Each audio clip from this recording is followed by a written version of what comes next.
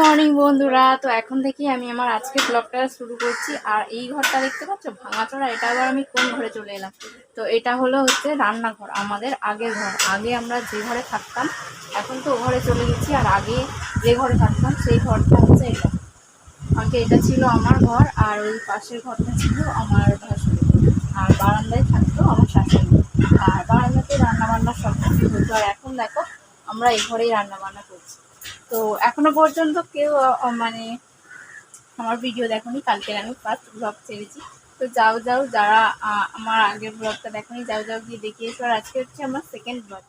তো কালকে তোমাদের সাথে শেয়ার করেছিলাম আমার গোছানো সংসারটা। আমি সারাদিন কাজকর্ম করে গুছিয়ে গাছিয়ে যেভাবে রাখি হচ্ছে সেটা একেবারে গোছানোর পরই তোমাদের সাথে শেয়ার করেছিলাম। আর আজকে দেখো আমি রান্না সবে শুরু করেছি। এখানে ভাত হয়ে গেছে, ডাল হয়ে গেছে, আর এখানে আছে লোটে মাছ, আলু, বেগুন, কুমড়ো ডাঁটা দিয়ে চচ্চড়ি হচ্ছে এটা। আর তোমার দাদাভাইয়েরও কাজে যাওয়ার টাইম হয়ে গেছে দেখো, সেই জন্য 4:30টার সময় একটু জল দিয়ে এলাম। জল দিয়ে এসে একটু মুড়ি খেয়ে নিলাম।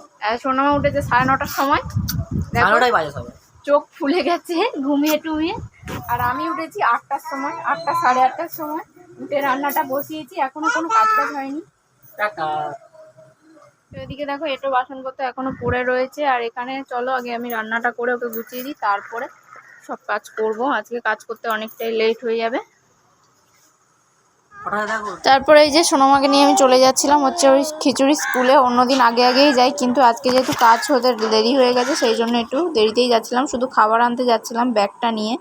তো তারপর বাড়ি চলে এসেছিলাম। আর আসার পর দেখো স্কুলে গিয়ে যেহেতু আজ বই পড়তে পারেনি, ও বাড়িতেই বই খুলে দেখছে, বই পড়ছে। বই তো পড়তে পারে না, বইগুলো খুলে দেখছে। আর তোমাদেরকেও দেখো। তো এরপর একেবারে বিকেলবেলা বাইরে এসে দাঁড়িয়েছিলাম। এই যে দেখো তোমাদের দাদাভাই চলে এসেছিলো। আজকে যেহেতু শনিবার ছিল আর সেই জন্য তাড়াতাড়ি ছুটি, তাই দেখো বিকেল বাড়ি চলে এসছে। আর অন্যদিন আস্তে আস্তে প্রায় সন্ধে হয়ে যায়। আর আজকে ওই জন্য তাড়াতাড়ি এসছে। আর আমি রবিবার দিন ব্লগ দিতে পারিনি, কারণ সোনামার শরীর খারাপ, সেই ব্লগটাও আসবে। তোমাদের দাদাভাই কাবু হয়ে পড়েছে, শরীর খারাপ, জ্বর মতন লাগছে। আর এখানে দেখো রোল নিয়ে এসছে। রোলটা কে খাবে?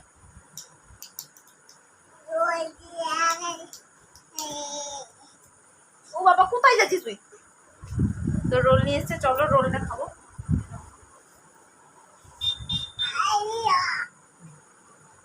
তোকে দেবো না, এটা আমার, এটা আমার।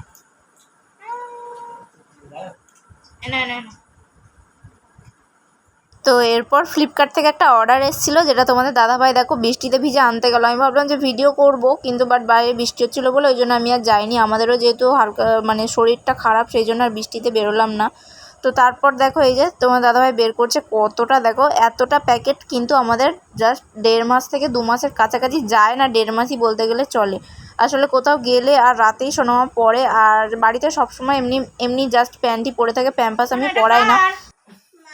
এটা কার? এটা তুমি? আমি সব বলতে শিখে গেছে আমি। তো বন্ধুরা দেখো এখন চলে এসেছি আমি রাত্রেবেলা রান্না করতে। এই দেখো এখানে রয়েছে লুচিটা হয়ে গেছে। লুচি কমপ্লিট হটপটে রেখেছি, কারণ গরম থাকবে। এখনো ঘুগনিটা হয়নি। ঘুগনিটা বুটটা আমি সিদ্ধ করেছি, তো রেখে দিয়েছিলাম, 6টা সিটি দিয়েছি।